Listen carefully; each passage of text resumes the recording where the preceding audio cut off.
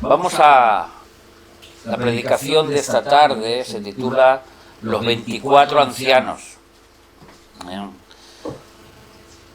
Son 24 ancianos que dan mucho de qué hablar en la Biblia, de que aunque aparentemente solo aparecen en un versículo, pues la verdad es que aparecen en muchas ocasiones. Y vamos a aprender mucho de estos 24 ancianos, de quiénes son, cuál es su cometido, cómo es que están donde están, cómo es que están alrededor del trono. Ahí vamos a empezar a leer en Apocalipsis, capítulo 4 y versículo 1. Después de esto, ¿después de qué? ¿Os acordáis la semana pasada? ¿Después de qué? Después de la iglesia, después de todo el mensaje que Jesús dio a toda la iglesia. He aquí una puerta abierta en el cielo, y la primera voz que oí, como de trompeta, hablando conmigo, dijo: sube acá, y yo te mostraré las cosas que sucederán después de esta. Y al instante yo estaba en el Espíritu, y he aquí un trono establecido en el cielo, y en el trono uno sentado. Y el aspecto del que estaba sentado era semejante de la piedra de jaspe y de cornalina. ¿Os acordáis? El primero y el último, el alfa y la omega, representa el hijo de mi diestra. Eso es lo que representa el jaspe y la cornalina. Y había alrededor del trono un arco iris. ¿Alguien se acuerda lo que es el arco iris? La misericordia de Dios, el pacto de Dios que hizo con el hombre. No lo voy a destruir. Un pacto de misericordia. Y semejante al aspecto de la esmeralda, de la vida eterna, de la fortaleza, lo que representa el verde de la esmeralda. Y el versículo 4 nos dice: y alrededor del trono habían 24 tronos, y vi sentado en los tronos a 24 ancianos, vestidos de ropas blancas, con coronas de oro en sus cabezas. Supongo que todos ustedes han oído hablar de la gematría en la Biblia. La gematría en la Biblia es el significado de los números, porque en la Biblia los números tienen un significado.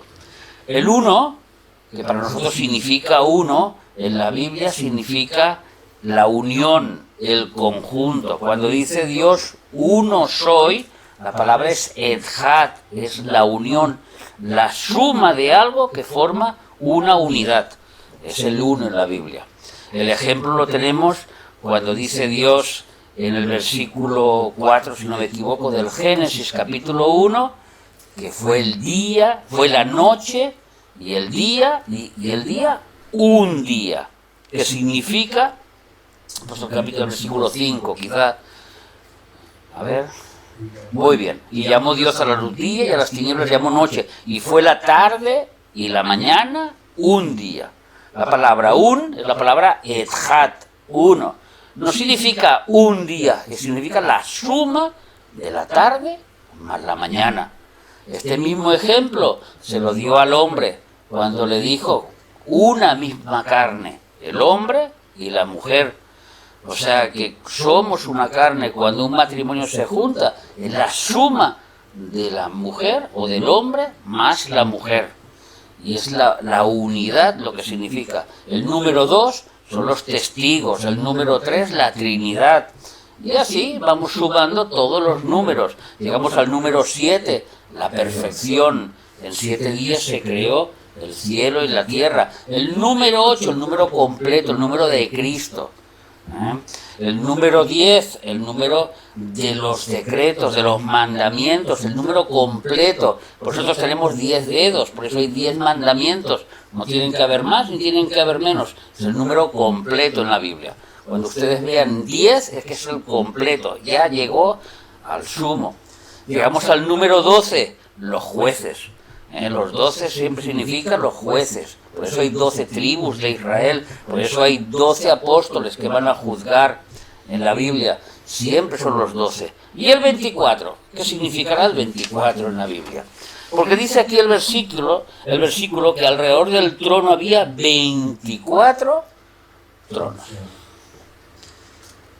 El número 24 en la Biblia significa gobierno. El gobierno que va a gobernar. Estos 24 tronos es el gobierno que hay en el cielo que va a gobernar en la tierra. Y está juntamente con Cristo. O sea, aquí nos encontramos con 24 seres sentados en unos tronos para gobernar en la tierra. Es lo que significa estos 24, este número 24, 24 tronos.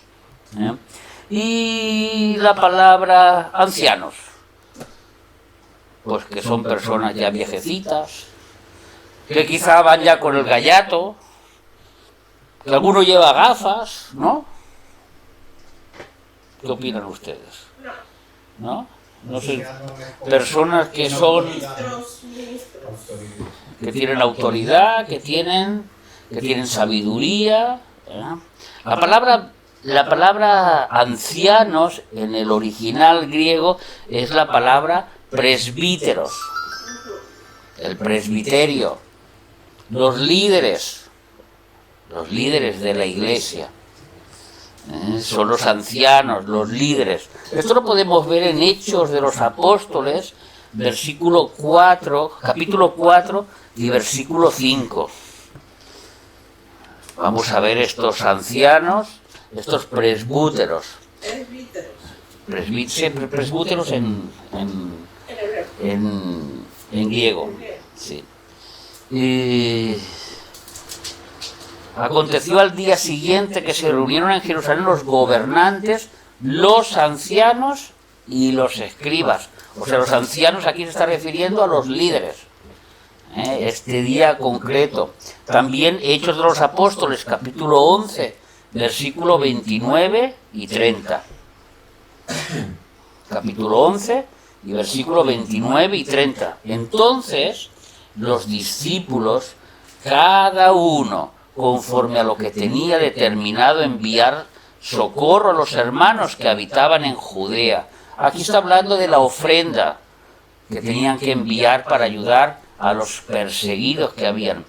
Lo cual, en efecto, hicieron, enviándolo a los ancianos por medio de Bernabé y de Saulo. Esta ofrenda fue enviada a través de los ancianos, de los líderes de las iglesias. Un ejemplo más, el 14:23 de Hechos.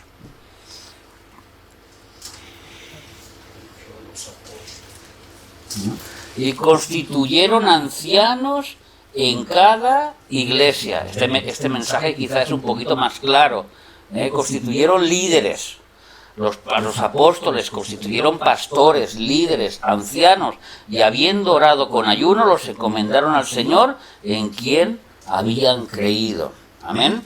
Así que vemos que estos 24 son el gobierno que va a gobernar en la tierra a través de 24 líderes. Y estos líderes están sentados ¿dónde? En tronos. En un trono no se sienta un ángel. No vemos en la Biblia ningún ángel sentado en un trono. Hubo un querubín que pensó sentarse en un trono y Dios lo desterró porque se empezó a encontrar maldad en ellos. Pero en la Biblia no encontramos a ningún ángel sentado en ningún trono. Entonces vemos que no pueden ser ángeles. A lo mejor serán judíos. Vamos a ver si son judíos los que se van a sentar en estos tronos. Y son personas que van a gobernar y que también van a juzgar. Porque nosotros hoy en día, nuestros gobiernos, tenemos separado los jueces de los gobernantes. Pero hace 2000 años los romanos no existía esto. Y mucho atrás, en la época de los jueces y en la época en que el pueblo de Israel era gobernado por los mismos reyes, los reyes ejercían de jueces. Ahí tenemos el ejemplo de Salomón, ¿Os acordáis? Salomón, el más sabio de los hombres, que llegaron dos mujeres y le dijeron, este es mi hijo, no, que es el mío, no, que es el mío. Salomón lo tuvo claro, vamos a partirlo por la mitad y mitad para cada uno. Una de ellas dijo, no, dáselo a él. Entonces Salomón supo que era de ella, porque la otra tanto le importaba, no era su hijo, pero la que le importó. Entonces los jueces en aquella época eran siempre los reyes, los gobernantes, y en este caso está hablando de unos gobernantes, de unos hombres que se van a sentar para gobernar y para juzgar. Por ejemplo, vamos a leer en Lucas 22 y versículo 29 al 30.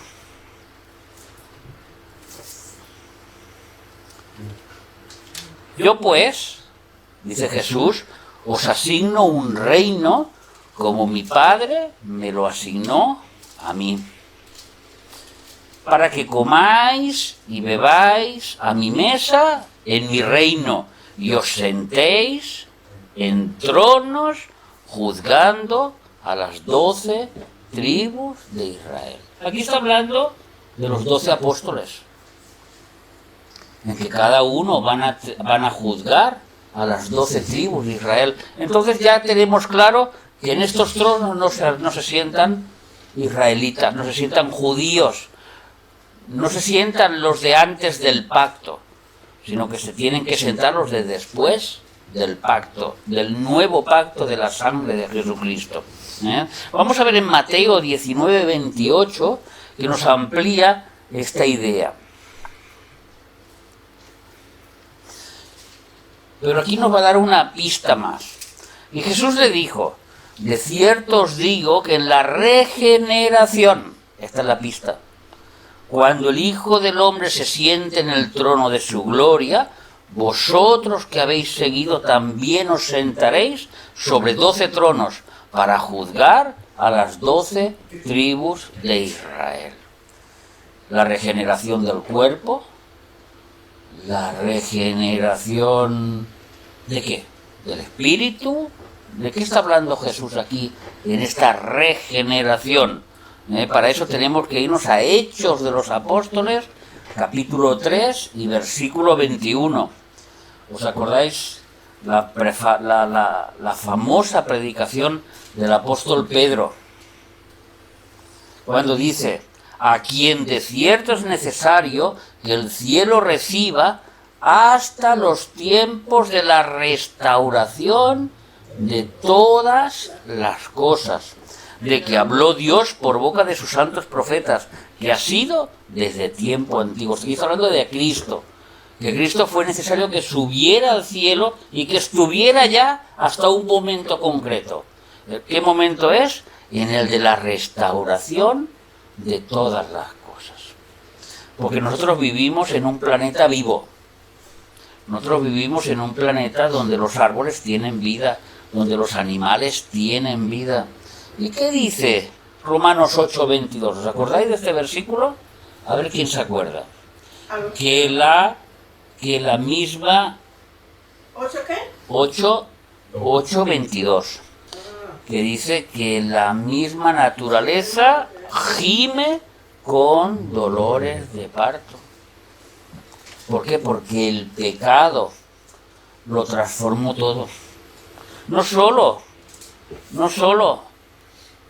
cambió la genética del ser humano, sino que cambió la genética del planeta entero. Y este planeta tiene ganas de regenerarse. Las plantas tienen ganas de dar gloria a Dios sin el pecado que está en el mundo.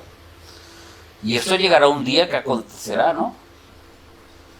En el reino milenial de Jesucristo, cuando Él gobierne aquí y todas las cosas vuelvan a ser casi como al principio, como nos dice Isaías en Isaías 65, 66, donde el león y el cordero comerán paja, estarán juntos, donde no habrá ferocidad, donde el niño jugará con la serpiente, donde no hay maldad, donde el mundo es donde esta esta naturaleza que gime en la actualidad ya ha sido regenerado. Entonces, hemos visto que estos tronos, estos tronos donde se sientan los 12 apóstoles, serán para juzgar a Israel justo en el reinado milenial. Cuando Cristo venga habrá un juicio sobre las naciones, y en este juicio sobre las naciones habrán 12 tronos que se sentarán los apóstoles para juzgar a las 12 tribus de Israel.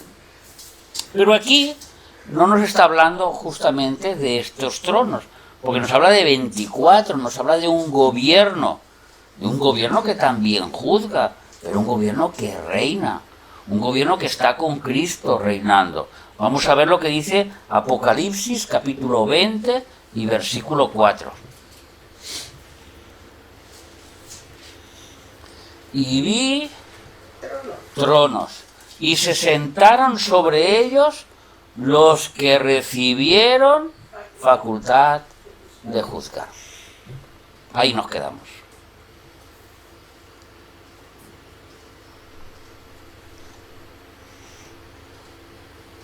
Uno podría pensar que la vida cristiana consiste, me voy a portar bien, pues oraré, ayunaré, haré todo lo que tengo que hacer, lo normal de la vida cristiana. Pero el Padre preparó para nosotros unas buenas obras en la cual nosotros tenemos que andar. Santiago lo dice de otra manera: la fe sin obras no sirve de nada. Un cristiano se tiene que reconocer por su forma de vivir, por su forma de actuar, por su forma de hablar, como decíamos el domingo. ¿Os acordáis? Por todas las cosas se tiene que reconocer a un cristiano. Esos que reciben facultad, los que tienen facultad para gobernar, son los cristianos que están preparados para gobernar, que en esta tierra han vivido sus vidas preparados, luchando y llevando las cosas como tienen que ser.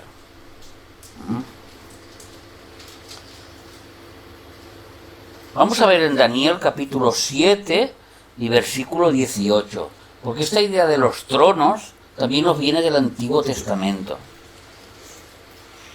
7:18, sí. Después recibirán el reino los santos del Altísimo y poseerán el reino hasta el siglo, eternamente y para siempre. Si volvemos a leer en el versículo 26 y 27 de este capítulo 7, nos vuelve a decir lo mismo. Pero se sentará el juez y le quitará su dominio, está hablando del anticristo, para que sea destruido y arruinado hasta el fin.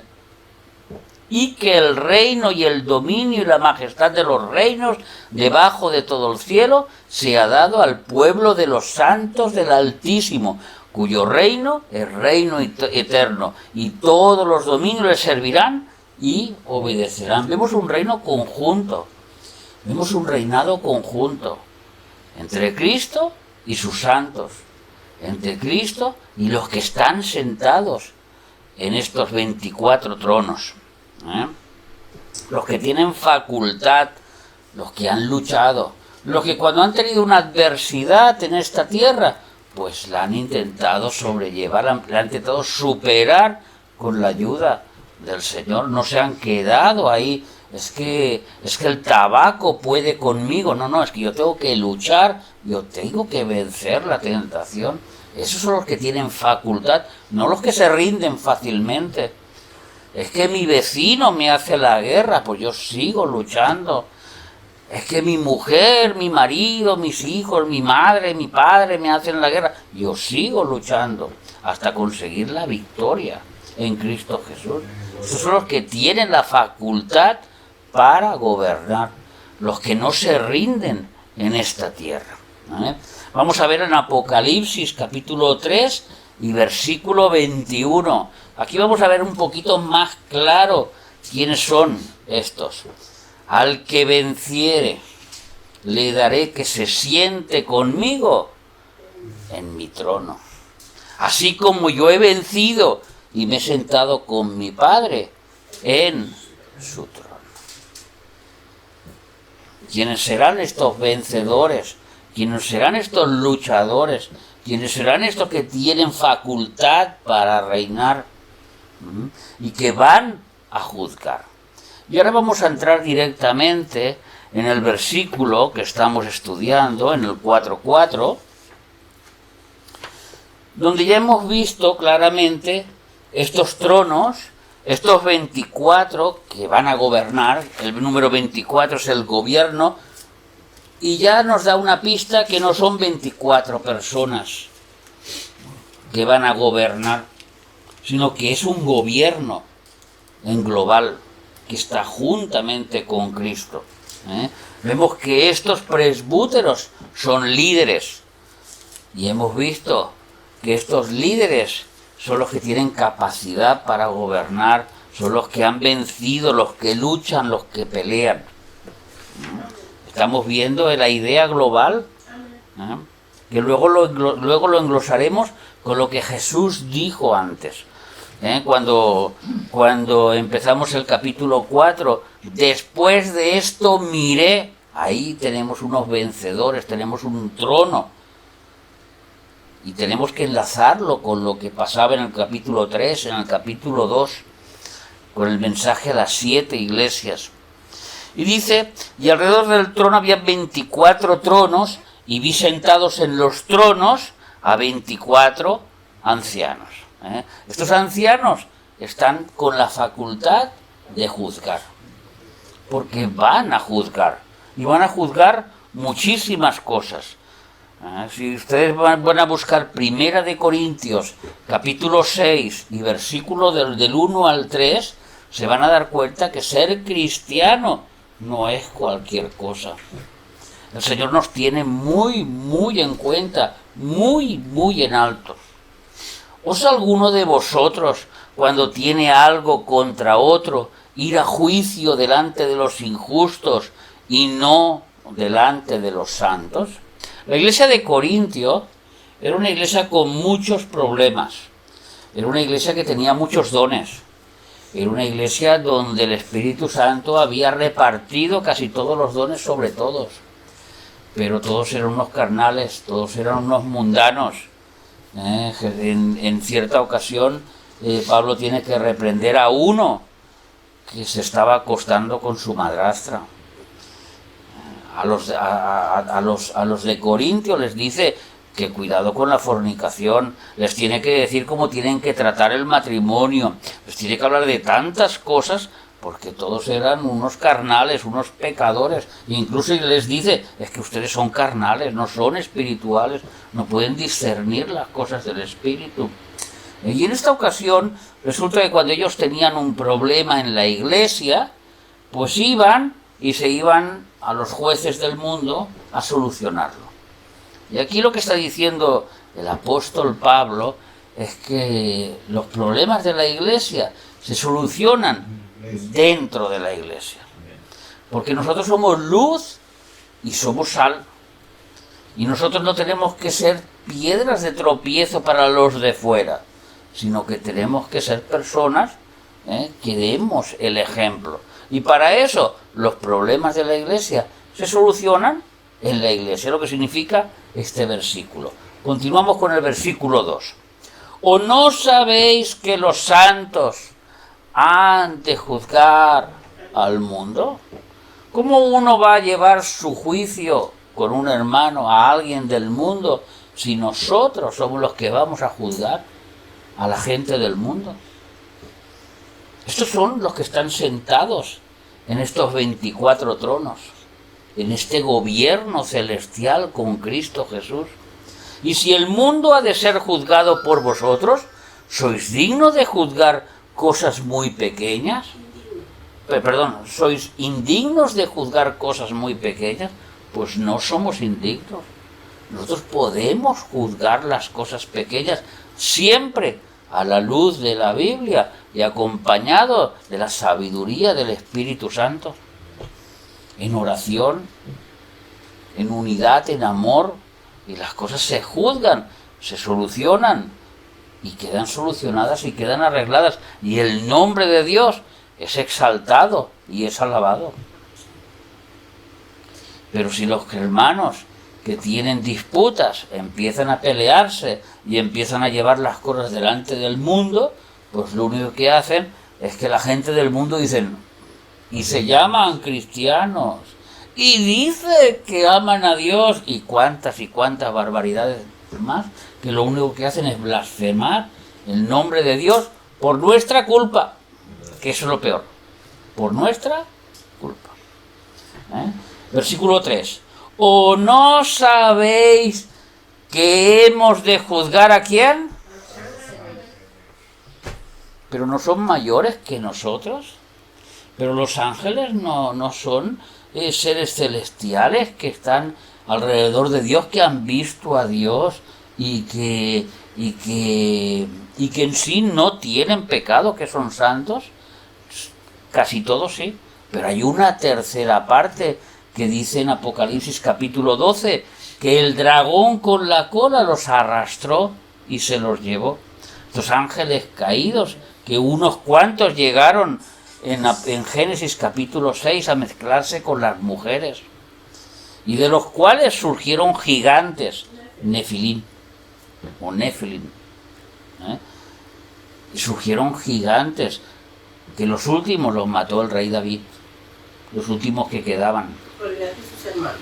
Goliat y sus hermanos, amén, así es. Así que nosotros vamos a juzgar a los ángeles. ¿Es porque somos más sabios que los ángeles? ¿Es porque tenemos más sabiduría que los ángeles? No. La palabra es porque tenemos más santidad que esos ángeles, que la han perdido. Y bajo la pauta de la santidad se puede juzgar, porque la santidad va acompañado del decálogo. Amarás a Dios sobre todas las cosas y a tu prójimo como a ti mismo. Ese es el decálogo, esos son los 10 mandamientos. Y eso va unido a la santidad. Por eso nuestro Dios santo, santo, 3 veces santo, nos regaló el decálogo, que forma parte de su carácter. Porque cada mandamiento de Dios forma parte de su carácter, forma parte de su santidad. Pero si estos ángeles pecaron, dejaron ¿qué? La santidad. Por eso nosotros podemos juzgar a los ángeles. En esos tronos se van a sentar personas que van a juzgar a estos ángeles. Y estos que están sentados en el trono van vestidos ¿de qué? De ropas blancas. Y alrededor del trono había 24 tronos, y sentados en los tronos a 24 ancianos vestidos de ropas blancas.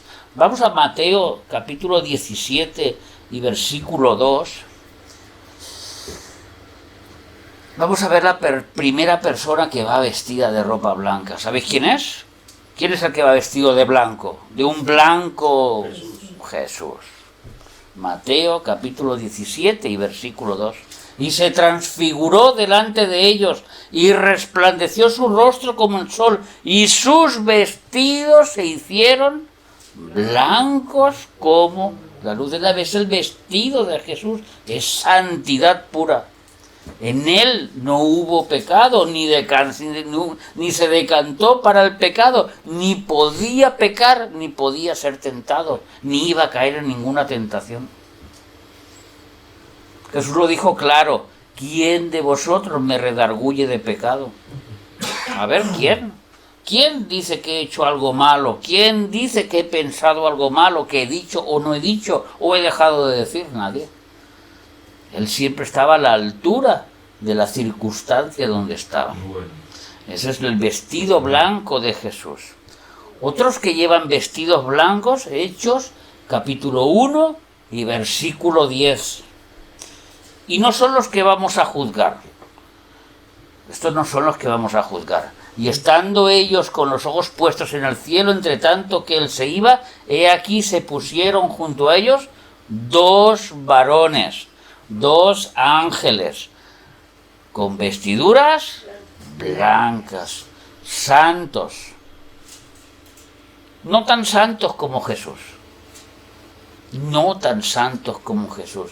Porque dice el salmista que ni a sus ángeles los ve perfectos. No tan santo como Jesús, pero santos, sin pecado, sin mancha. Este es el símbolo de la vestidura blanca. Pero estos que están sentados en el trono son los de Apocalipsis capítulo 3 y versículo 18.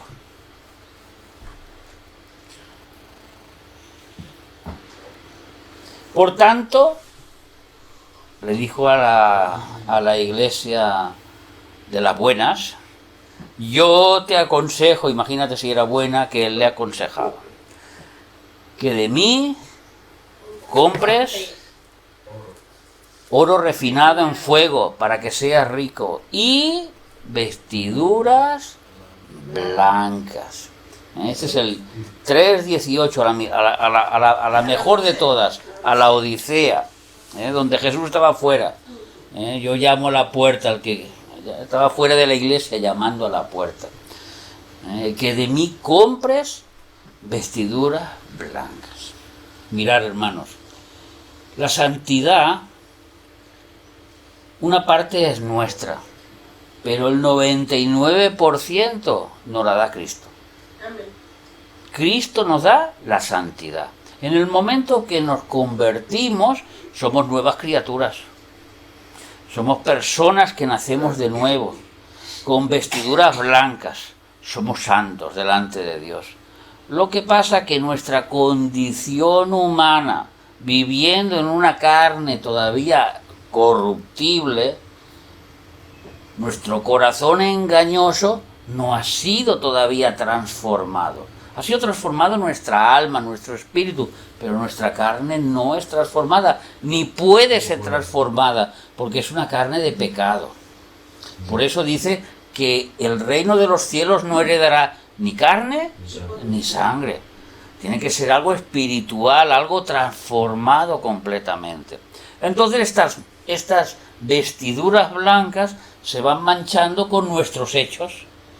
Una mentiricilla que suelto por ahí, algo que tenía que hacer y no he hecho, algo que no tenía que hacer y sí que he hecho, y muchas cositas más. Hoy me he olvidado del Señor, que sea lo primero en mi vida.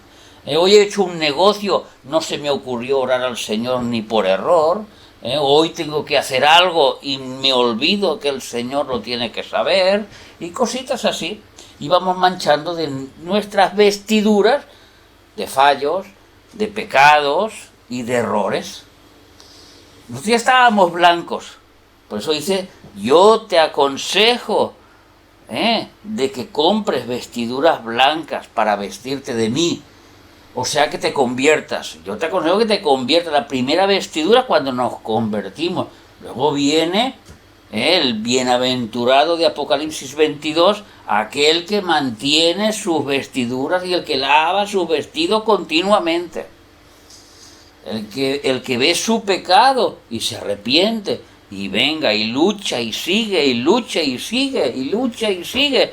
Y son los que se sientan en los tronos. Y son los que juzgan. Y son los que tienen facultades para gobernar. Y son los vencedores. Esos que tienen las vestiduras blancas son los redimidos por el Cordero.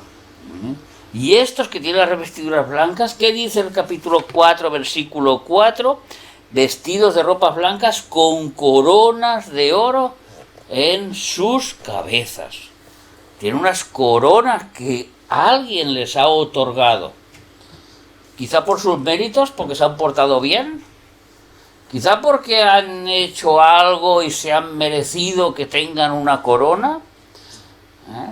Pues en parte sí y en parte no. Vamos a ver lo que nos dice Primera de Corintios 9:25. Los que luchan se merecen una corona. Entonces nuestro esfuerzo tiene un objetivo. Todo aquel que lucha, de todo se abstiene. Ellos, hablando de los del mundo, a la verdad, para recibir una corona corruptible. Un futbolista profesional no bebe alcohol, no tiene sexo cuando quiere, no tiene ciertas comidas, no las come porque no le convienen, tiene que hacer ejercicio 8 horas al día, tiene que practicar, tiene que hacer muchas cosas, y al final, para recibir una corona corruptible, porque al final ellos pasa, la gloria pasa, tienen la corona y no les sirve para nada. ¿Quién se acuerda de Ronaldinho? Sí, un gran jugador en su tiempo. Ya casi nadie se acuerda. Ya pronto Messi pasará también esa segunda línea. Ya Cristiano Ronaldo me parece que ya está por ahí. Yo no sigo mucho el fútbol, pero veo que va por ahí el tema. Ya hay nuevos que ya tienen otras coronas. Los demás ya han pasado su corona. Parece como que se está envejeciendo, como que ya no brilla tanto. Y así es en el mundo. Uno que es bueno en negocios tiene su corona mientras triunfa, y después como que ya la corona como que se va desvaneciendo. Uno que es bueno en cualquier cosa, en cualquier énfasis de la vida, le pasa lo mismo. Pero aquí dice que todo aquel que lucha, de todo se abstiene, pero nosotros para una corona incorruptible. ¿Y de qué nos abstenemos? Pues del pecado. Del pecado, todo lo que sea pecado. Todo lo que le gusta a nuestra carne, por regla general, es pecado. Porque está enfrentado con todo lo que le gusta a nuestro espíritu. Entonces, vemos que es así. Todo lo que le gusta a mi carne, me tengo que abstener. Por eso dice que los que luchan reciben una corona. Vamos a ver en Apocalipsis capítulo 3 y versículo 11. La misma idea, de los que luchan, de los que se abstienen, de los que están ahí luchando y peleando, porque nadie pone... Apocalipsis 3:11. He aquí yo vengo pronto, dice Jesús, retén lo que tienes para que ninguno tome tu corona. La misma idea. Tienes que esforzarte, tienes que esa corona ya no la da Cristo. Quizá los vencedores son los que se la han ganado, pero Cristo te la ha dado. Por eso he dicho que en parte la recibimos y en parte nos la ganamos las coronas. Pero son coronas que tenemos que esforzarnos. Y cuando la tenemos, nadie nos la tiene que robar, nadie. El diablo no tiene que venir a quitarnos la corona, ni los demonios, ni los ángeles caídos, menos nuestra carne, que es nuestro peor enemigo. Nosotros tenemos una corona incorruptible. Esos son los que luchan, los que se sientan en esos 24 tronos, los fieles. Apocalipsis capítulo 2 y versículo 10. No temas en nada lo que vas a padecer. He aquí el diablo echará a algunos de vosotros en la cárcel para que seáis probados y tendréis tribulación. Sé fiel hasta la muerte y yo te daré la corona de la vida. Una corona de vida eterna a los fieles, los que luchan, los que pelean, los que están ahí. Eso es la vida cristiana. Una pelea continua, una lucha continua de la carne contra el espíritu, del espíritu contra la carne. Esta misma idea la vamos a encontrar en Santiago capítulo 1 y versículo 12. Bienaventurado el varón que soporta la tentación. Es lo mismo, porque cuando haya resistido la prueba, sed fieles hasta la muerte. Resistir la prueba, recibirá la corona de vida que Dios ha prometido a los que le aman. Vemos cómo la idea de la fidelidad, de ser fieles, de resistir la tentación, de continuar hasta el final. Estos son los que tienen las coronas. Y los que aman al Señor también tienen las coronas. Porque también estás en la misma lucha, en la misma fidelidad, porque amas al Señor. Segunda de Timoteo, capítulo 4 y versículo 8. Vamos a ver cómo Pablo se lo aconseja a Timoteo, su fiel discípulo. Por lo demás, me está guardada la corona de justicia, la cual me dará el Señor, juez justo, en aquel día, y no solo a mí, sino también a todos los que aman su venida, a todos los que aman a Cristo. Hay una corona guardada para cada cristiano, para cada uno. Esta misma idea, vuelvo a repetirla, primera de Pedro, capítulo 5 y versículo 4, cuando nos habla de los pastores, del pastor, del gran pastor que viene con su corona. Y cuando aparezca el príncipe de los pastores, vosotros recibiréis la corona incorruptible de gloria. Es el mismo. Amas a Cristo, amas su venida. Señor, ya quiero que vengas. Estás luchando, estás peleando, estás siendo fiel hasta el final. Recibes la corona, recibes la recompensa de la vida eterna. Que sería el mejor ejemplo de decir lo que es la corona.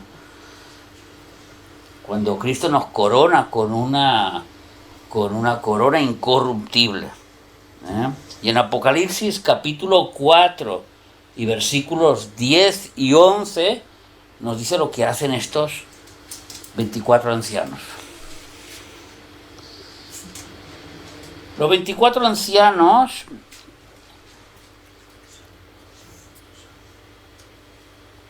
se postran delante del que está sentado en el trono y adoran al que vive por los siglos de los siglos y echan sus coronas delante del trono, diciendo: Señor, digno eres de recibir la gloria y la honra y el poder, porque tú creaste todas las cosas y por tu voluntad existe y fueron creadas.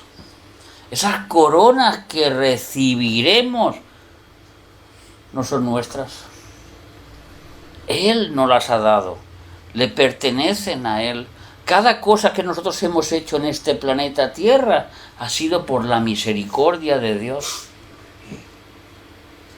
Por eso el apóstol Pablo dijo: ¿de qué me tengo que gloriar? Si lo que tengo que hacer lo hago, pues siervo inútil soy. Porque Cristo, el Espíritu Santo, pone en nosotros el querer como el hacer, por su buena voluntad. Yo quiero hacer esto, tienes un sentimiento dentro y lo haces. Y ahí tienes los méritos que van llegando poco a poco, no para conseguir la vida eterna. Nadie puede comprar la vida eterna por méritos, ni por obras, ni por nada. Pero sí, conseguiremos las coronas con nuestros méritos, con nuestro esfuerzo, sabiendo que nos las regala Jesús. Que tampoco las podemos ganar nosotros, porque es un mérito de Él, no es nuestro. Pero las recibiremos. Por último, ya tenemos claro quién son estos 24 ancianos. Amén. La Iglesia.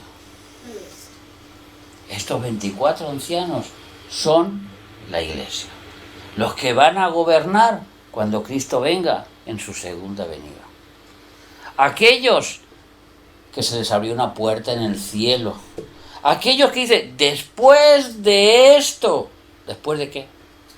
De la Iglesia, del tiempo de la Iglesia. Hay un trono en el cielo donde está la Iglesia y está Cristo. ¿Y cómo lo sabemos que es la Iglesia? Pues nos tenemos que ir a Apocalipsis, capítulo 5, y vamos a estudiar muy detenidamente estos versículos. ¿De cuál a cuál? Del 8 en adelante, yo te voy diciendo. Y cuando hubo tomado el libro, hay un libro que vamos a estudiarlo y sabremos lo que significa, muy interesante. Los 4 seres vivientes, tenemos que entender bien la frase, porque nosotros en castellano lo unimos todo, pero en griego no significa lo mismo, lo vamos a ver enseguida. Los 4 seres vivientes y los 24 ancianos se postraron delante del Cordero. Todos tenían arpas y copas de oro lleno de incienso, que son las oraciones de los santos. Aquí está hablando concretamente de los 4 seres vivientes. Ellos son los que tienen las arpas, ellos son los que tienen las copas llenas del incienso.